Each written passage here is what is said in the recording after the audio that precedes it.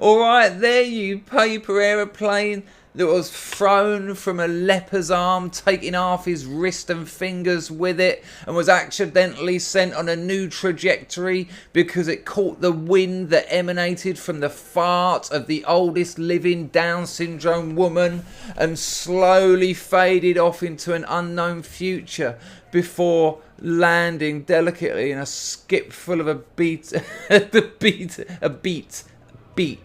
It landed in a beat. That's where you'll find paper aeroplanes.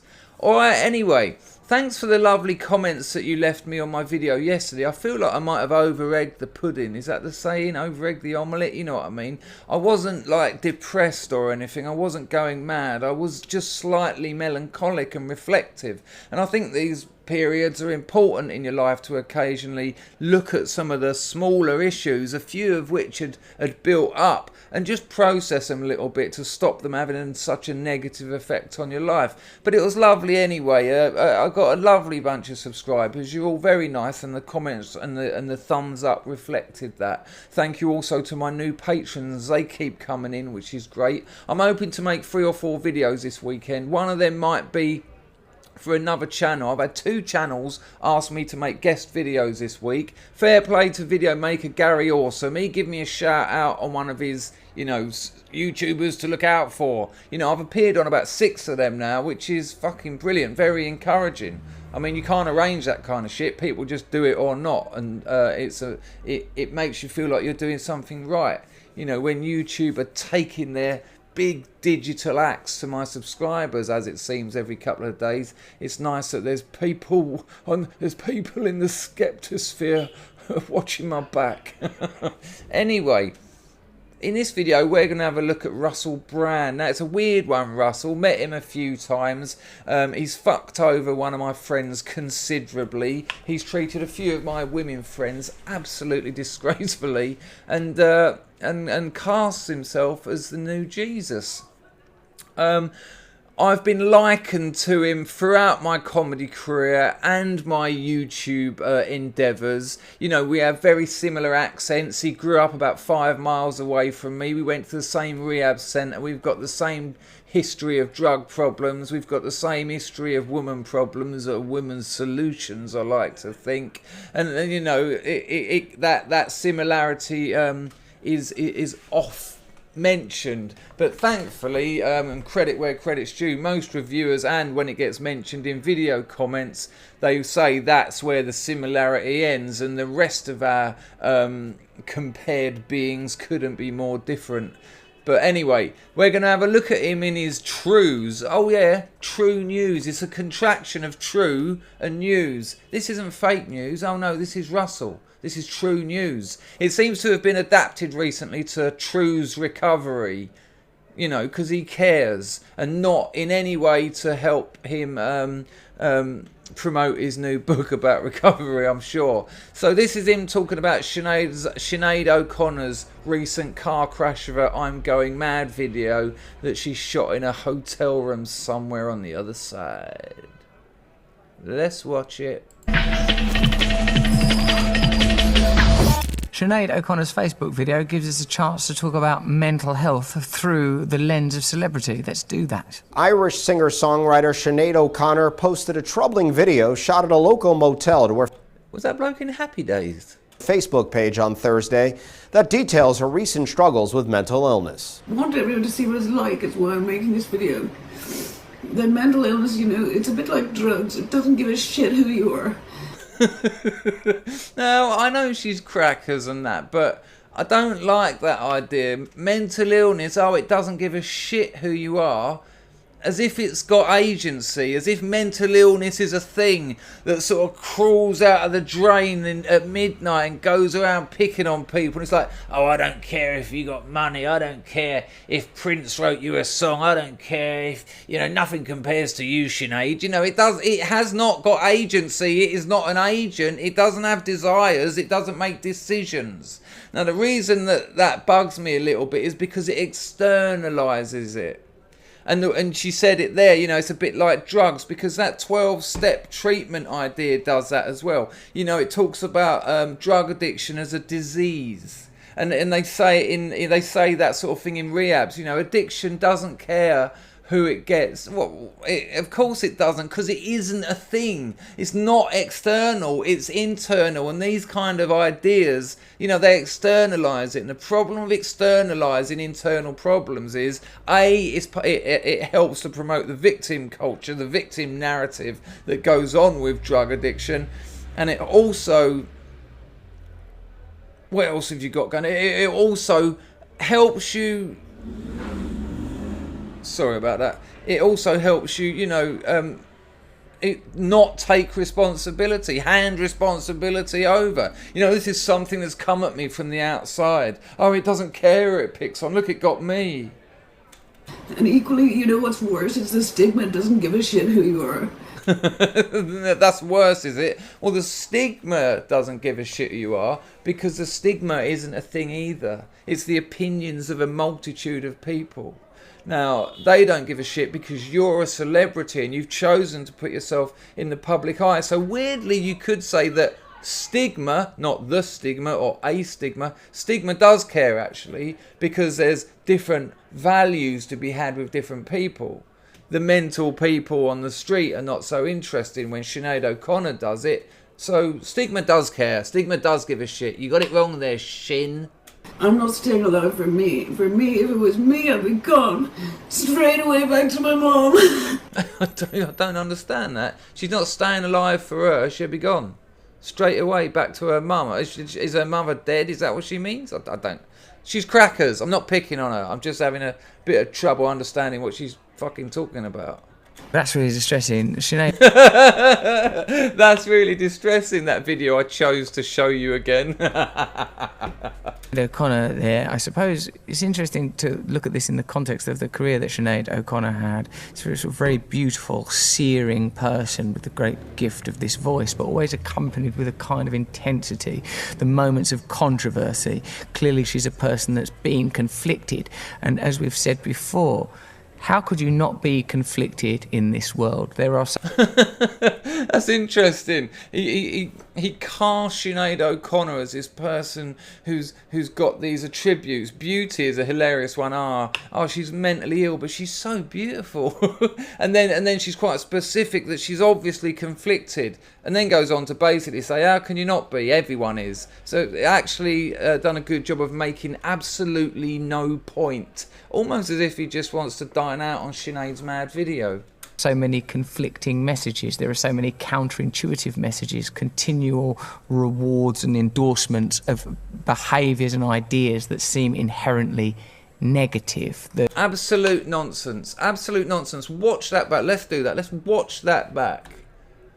Listen to what he actually says. The operative word here is negative, because the rest of it's just insanity. Take away these contradictions, take away all the things he's talking about, you get a brave new world where everything's all right and everything's straight and everything's normal, and life's not like that. For a start, we are a divided self. We are an unconscious and a conscious. You know, we are loaded with contradiction. And then it's just nonsense, it's just pure woo. And then at the end, the emphasis, the stress, like I say, the operative word is negative. And he'll keep doing this throughout the video. He always does it, because he's trying to build up a picture where he can condemn, where he can look at society and slate it without actually giving any example and being totally non-specific. Let's listen to it again. See, clearly she's a person that's been conflicted, and as we've said before, how could you not be conflicted in this world? There are so many conflicting messages. There are so many counterintuitive messages, continual rewards and endorsements of behaviours and ideas that seem inherently negative. Do you see what I mean? What are you suggesting, Russell? That we shouldn't have conflicting messages? Let's just have one message that we can all agree on. That's just absolute nonsense. What are you talking about? Constant materialisation and commodification of things that we value, the things that seem precious and beautiful. Well, you know, just nonsense. a continual commodification and materialization of the things that we find beautiful and value and precious. Think of some things that you think are beautiful and that you value and are precious. How have they been commodified? Where's the continual commodification and materialization of those? He's just trying to slate the market. Yes, there is commodities. Yes, there are materials, but that's all. And again, the operative stuff comes at the end, and it links in with the emphasis, and the focus will be on the final words, which links in with negative. Continually sold back to us. Continually sold back to us. Well, I'll give you an example of something I find beautiful. Meeting new people. I value that. I treasure that. It has never been sold back to me. I don't know how they would do that. I don't get it. You know, I meet someone new. I find out. I talk to them. We communicate. We try and be honest with each other. Honesty is something I value. No one's materializing honesty. Fool. Sinéad O'Connor seems like someone that's sailed a little bit close to the truth. I'm laughing, but I'm fucking annoyed with that bullshit, really. You know, this it's like almost a glamorization of mental illness. You know, they do it with poets and painters and artists. You know, mental illness doesn't get you closer to truth. It gets you further away from it. It makes you fucking mental. You know, don't glamorize it, Russell. Oh, Sinéad O'Connor, she sailed too close to the truth. Oh, yeah, she flew too close to the sun and it burnt her wings. No bollocks, she's got mental problems. There'll be a chemical deficiency somewhere and she needs help, not your poetic meanderings. I've noticed a lot when dealing with people that have got self-declared mental health issues that they are seemingly quite sensitive and No shit, Russell. Oh, they're quite sensitive, are they? People sitting in motel rooms crying their eyes out, saying they're going to go and join their mother. Intuitive, a little bit raw, that they've exposed a lot of the gift to the world. Just, there's no gift of mental illness. What are you talking about? Glamorizing it. And I think it can be a hard thing to carry. This seems like a person that is really, really worn out. And interesting as well that she's sort of dealt with religion in the way that she has as well. What, by absolutely indulging in it and becoming a nun, etc., etc.? She's had these kind of infatuations with faith and the theology. It's like certain people are looking for something, for some kind of connection. No, that's human beings. Identify with that, blessedly. Sorry, I talked over him. Oh, what a surprise. Elevating the mentally ill as some kind of, oh, they're looking for connection and all this beauty and they've sailed too close to the truth, and at the end of that, like me. Here we go. These kind of infatuations with faith and the theology. It's like certain people are looking for something, for some kind of connection. I identify with that. Blessedly, I've not felt the way she looks like she feels for a while. But for me, that feeling, the memory of that's, you better give me some drugs when I feel that kind of level of terror and dread and alienation and purposelessness. In a way, it does serve a purpose. You know, when people were talking about Chester Bennington, when he's... Why is he whispering? I can't hear a fucking word he's saying. Can you? Yeah. It's like, this is a prelude. This is the kind of mental state that one imagines precedes suicide. So... Sinead, you're fucked. Here is an example where you go, oh no, don't do anything radical. You're not always going to feel like this forever. There is a way of feeling differently. But there are different schools around that, isn't there? Because on one hand, there's the idea that you can just accept it, that the world's all a bit mental and, you know, you're judged in the way that you are and you can't have real connections and you watch ecological meltdown and political and economic inequality and, like, just accept all of that stuff. What's this? Hang on, what's this political and economic inequality just dropped in there for? You know why it's dropped in there, really? Because he's paving the way for something. He's edging something in. I wonder what it'll be. Stuff or there's a different journey, a deeper journey, a more personal journey. Because I've walked this earth alone for 2 years now, as punishment for being mentally fucking ill. I am making this video because I am one of millions, and that should be our fucking catchphrase from now on. One of millions, one of fucking millions. That should be the catchphrase for the mentally ill. Because what mentally ill people need is a catchphrase. It's quite beautiful that even in this state she's trying to coin a catchphrase. No, it's not. It's not beautiful. She's fucking mad. A couple of minutes ago, Russ, you were saying how it looks like she's a couple of inches away from fucking suicide. And suddenly, oh, it's very beautiful that she's looking for a catchphrase for the mentally ill. One of millions. The other thing that's kind of mad about this is a person, this is private, isn't it? Like, no. How mad is this man? Who's madder here, Russell or Sinéad O'Connor? This is private. You know, this video that she uploaded onto YouTube, which is by definition fucking public. This is private. Continue, wise man. when you look at that, you think that's private. No, when I look at it, I think that's public. Anyone... seems obvious to me. Like when you feel that forlorn and hopeless and desperate, and when you're sobbing and you can't speak properly or use your proper voice. 1 in a million. That we live in a culture now that exposes that. No. We live in a culture where individuals choose to make it public, like Sinéad O'Connor, like our little 1 in a million beautiful, too close to the truth flying temptress. And transmits that broad. Oh, amazing. Broadcast that. That's a sort of, for me, that is a searching and groping mentality. That I bet it is. really suggests people are looking for something, and that the same way as you could see Donald Trump.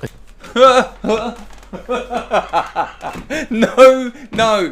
I haven't watched this, and no fuck did I. How the fuck? How do you get Donald Trump into this? Let's go back a bit. Incredible. I can't wait. I'm sorry, my fucking mic's peaking. Oh, if it's not one thing, it's another. How the fuck did he get Donald Trump into this? Excuse me while I pretend to know what I'm doing with minor technology. Continue, Russ. That's a sort of, for me, that is a searching and groping mentality. That really suggests people are looking for something, and that the same way as you could see Donald Trump as some carbuncle avatar for American rage.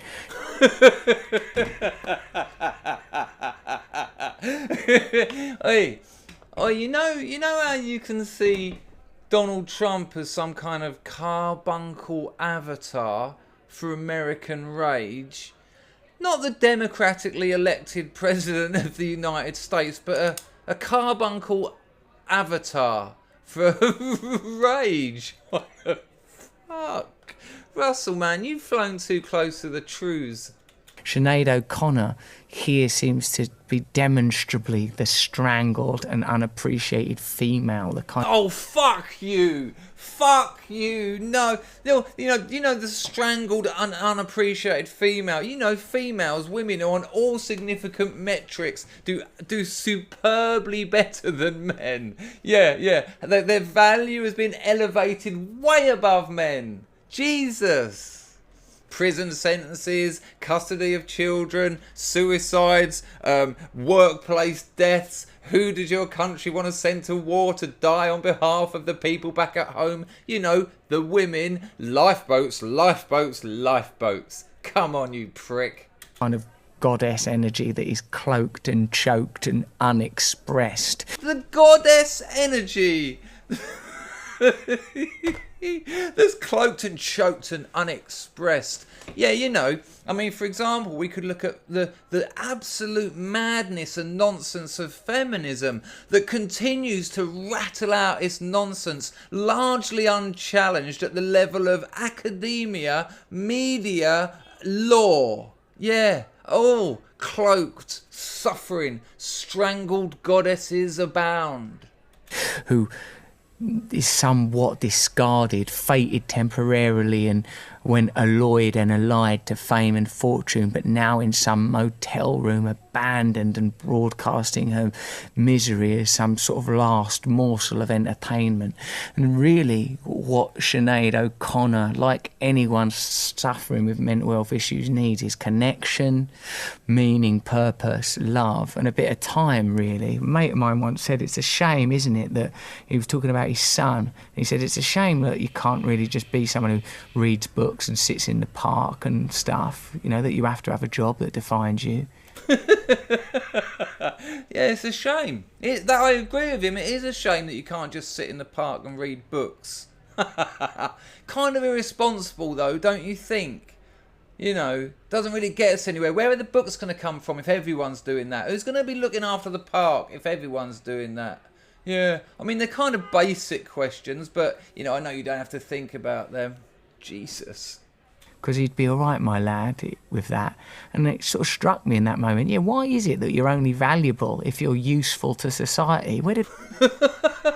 No, going back to what you said about your job defines you. No, it doesn't. It might define you. I think you said more about yourself than us. What are you talking about? Because you've got to fucking contribute. You can choose not to work. Fine, choose not to work.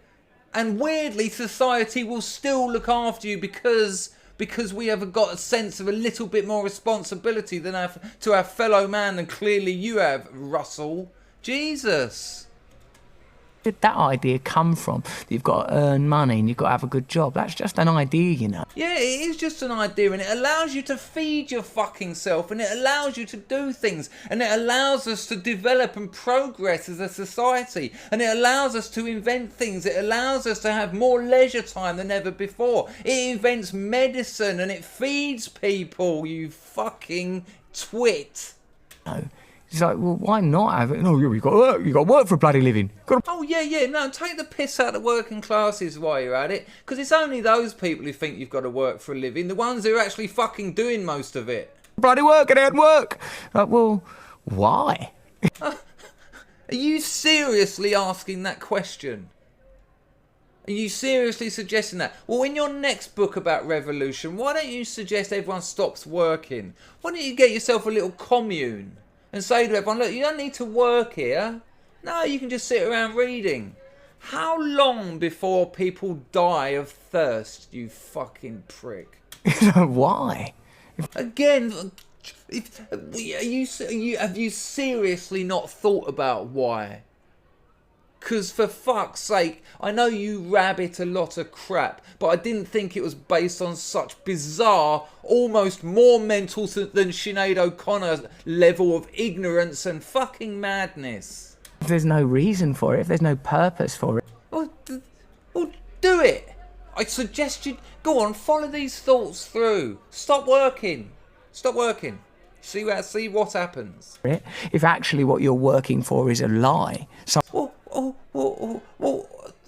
No one's working long term for anything. You're leaving here in a box. There are going to be maggots crawling around your mouth. But in the meantime, if you want to get the most out of it, if you want to make use of the gift you've been given, you were just talking about fucking connection. You were just talking about humans helping each other. And now you're suddenly talking about sitting around on your arse. Why? I mean, it's just an idea. I mean, it don't go towards nothing in the end, does it? It's kind of weird doing an impression of my own accent.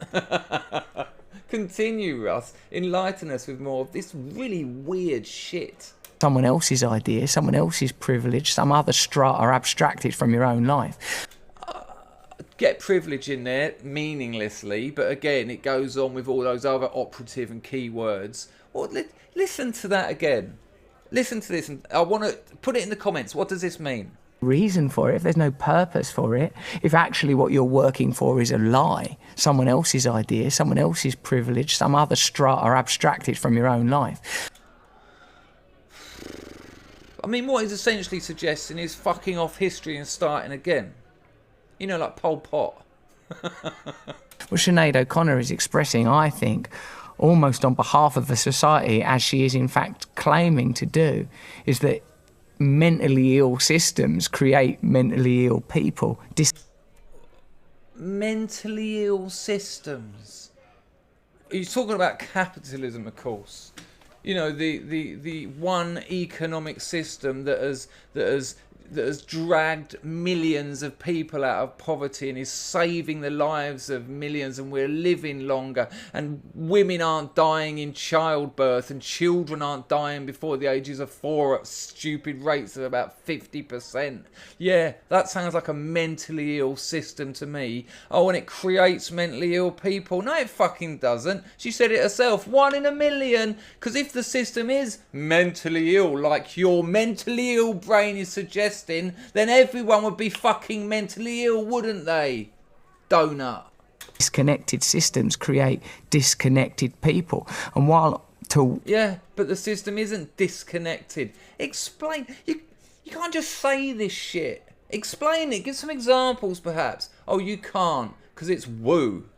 On one aspect of this is the usual glib, bloody TMZ celeb story. Another aspect of this is a cry from the heart of humanity. It's not just the carbuncle avatar of American rage. Sinead O'Connor is the cry from the heart of humanity. It's not just a washed up pop star losing her fucking marbles in a hotel room. No, it could never just be that. No, it has to be more. It has to say something.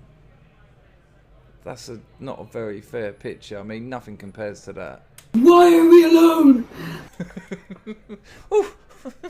Well, I know why I'm alone, because I've just made decisions too, but I've got my mate coming round later. What about you? You tell me. 1 in a million. What the fuck did we do? The people who suffer from mental illness are the most vulnerable people on earth. Oh, fucking hell, yeah. Yeah, you are the most vulnerable people on earth. You're a little bit self-aggrandizing, my dear. And every day I've spent for 2 fucking years that my entire life is revolving around just not dying, and that's not living. And that's fucking hideous, without a doubt. Again, I'm not trying to take the piss out of Sinead O'Connor. I don't think she went the best way about this, for sure. But anyway, let's hear Dr. Brand continue his analysis. Interesting that where this ends up is as a kind of form of entertainment. In a way, we're sort of picking over the cadaver of this piece ourselves now to give you this analysis, and are no different from any other more populist and numbing kind of. yeah. He struggled to say that. He's realised something here. As he's saying this, he realises he's exactly the same as TMZ. You're doing exactly the same as everyone else, Russell. But no. Now tell me how you're different. Media organisation. Looking a bit awkward there, bro. Except I feel like I recognise that. Knowing it makes all the difference. Knowing that, what, you don't think BuzzFeed, Salon and Vox know what they're doing? They're just there ignorantly going, yeah, let's get that Sinead O'Connor video on and we'll help her. No. It's clickbait, Brand. It's what you've done. And that's why you look so fucking awkward and nervous. Let's go back and see you say all of that again. The way we're sort of picking over the cadaver of this piece ourselves now to give you this analysis, and are no different from any other more populist and numbing kind of media organisation. Except I feel like I recognise that. I feel like there's a place reserved for me on one of those motel beds if I don't stay connected. Part of my way of doing that is to remain connected to other people that identify with the way I feel. Amazing how he ends up talking about himself now, after he totally implicated his equal clickbaitic guilt. He's now like, I mean, I'll be alright because... In my case, that's often through the identifying as an addict that my mental illness most obviously demonstrated itself through sort of substance dependency and other behavioural dependencies, by working a program, one of acceptance, connection, belief that things can be better, and a willingness to ask for help. I suppose my hope is that Sinead O'Connor, in doing this thing that will be splayed and spawned and sprawled through various pop portals, that it will... Like yours. Function somehow as a confession, that it will function somehow as a connection, and that it will be something that Sinéad O'Connor comes back from, and that it won't be some living cenotaph for a woman already dead. The fact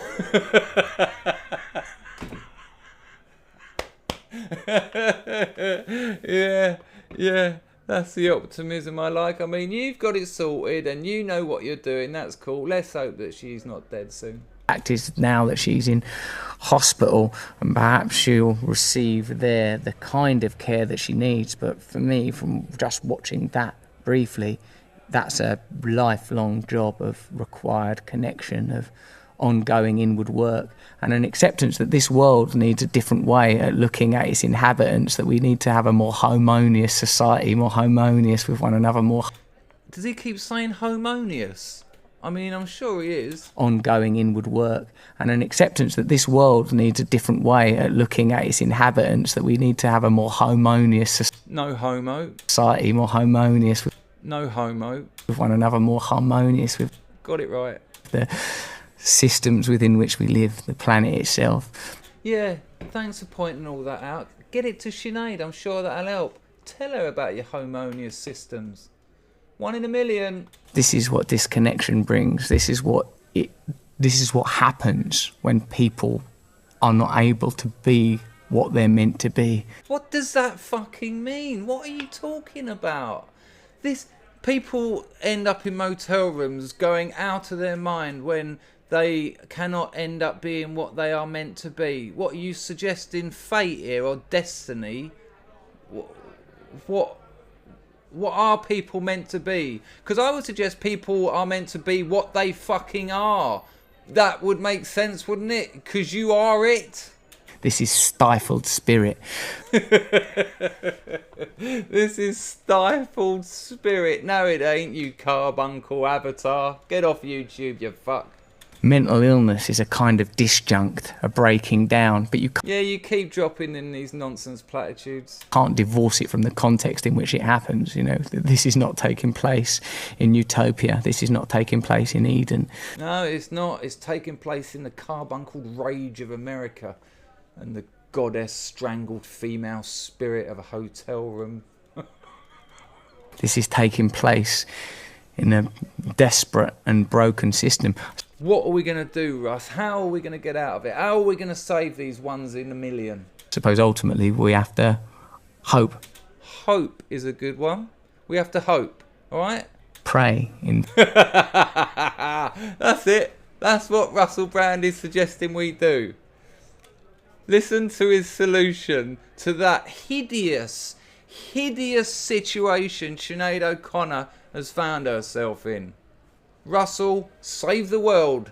And broken system. I suppose ultimately we have to hope, pray, in fact, that Sinead O'Connor gets better and that the world gets better. True news. You horrible cunt. There you go. So what we need to do essentially is hope, and there's always hope, less or more of it, and talk to God. That's Russell Brand's advice, okay? Ask God. Talk to God. Fucking idiot. See ya.